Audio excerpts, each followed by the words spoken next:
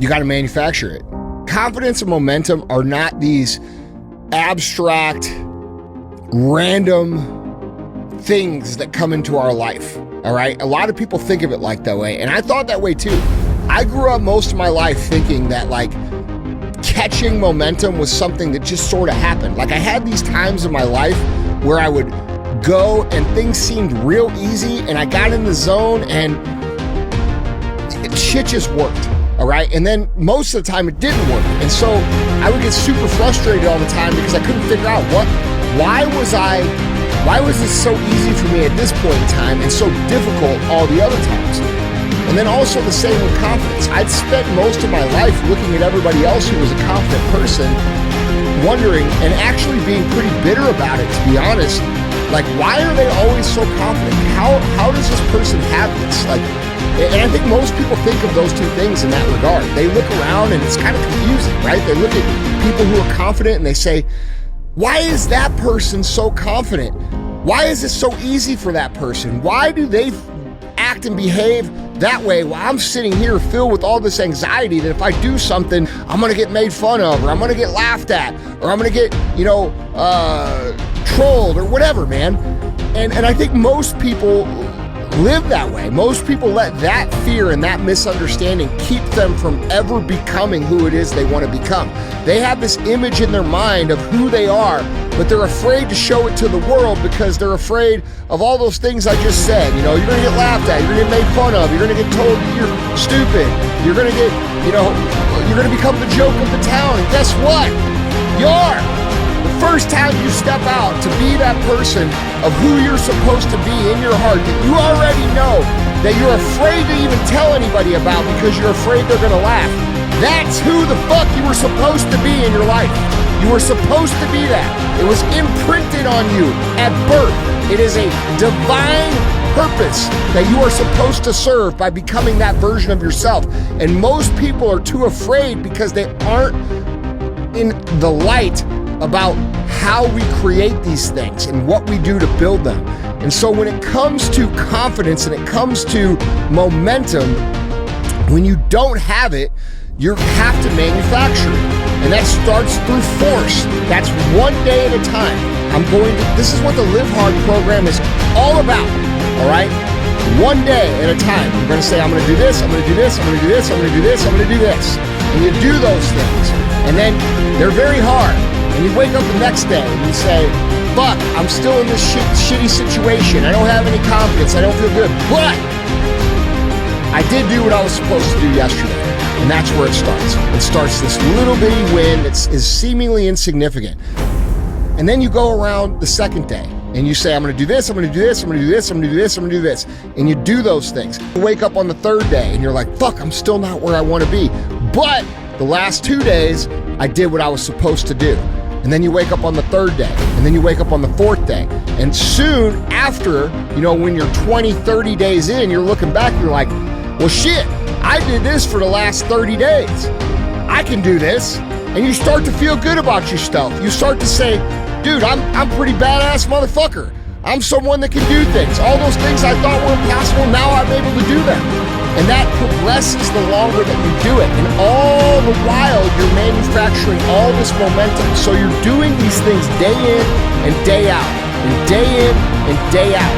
And what happens is they start to become part of your life. They start to become part of who you are. And as you continue down the path, the momentum picks up more and more and more and more. And eventually those things that on the first day were so fucking hard for you are now just part of who you are. And not only are they part of who you are, you feel great about who you're becoming. And because who you're becoming is a completely different version of yourself that you couldn't even imagine on the first day. All right, this is the reality of how winners operate.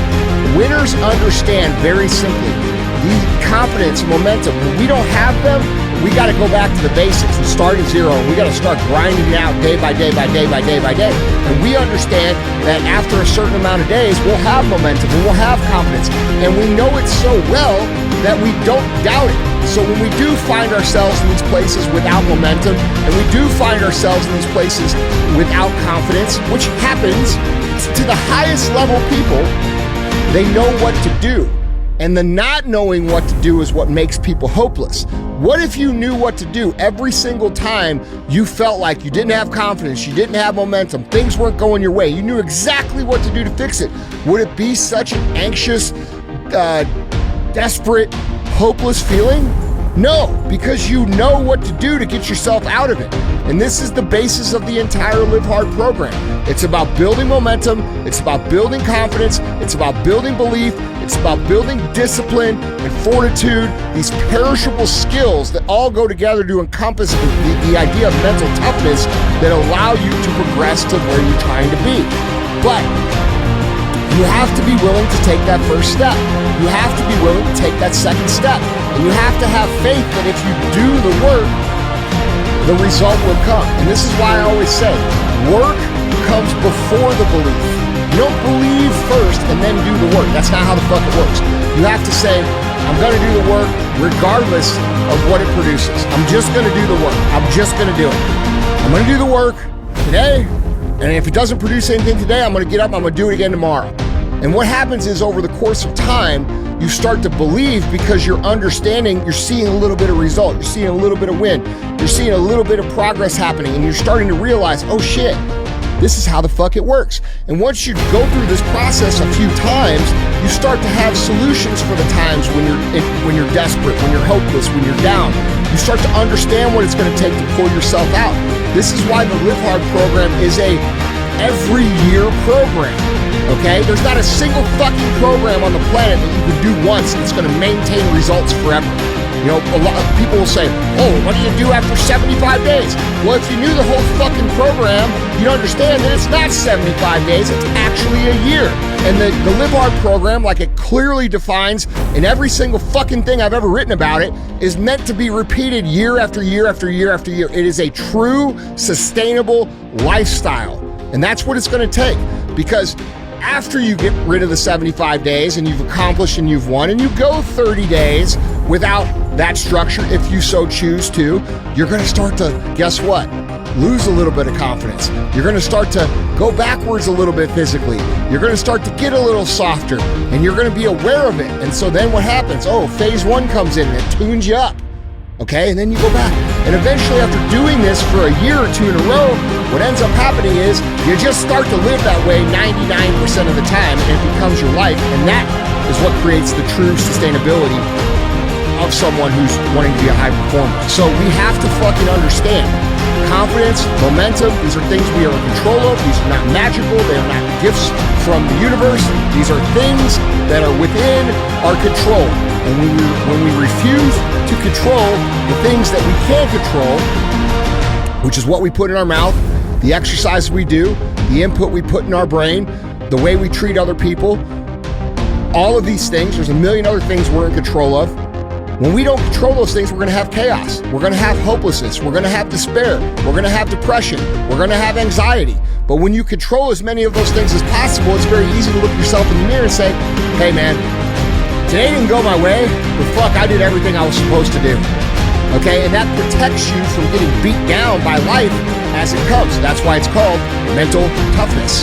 So when we think about, things like confidence, momentum, and what's different between you and the highest achieving people that you may look up to, it's usually the fact that they understand that they can create these things on demand when needed.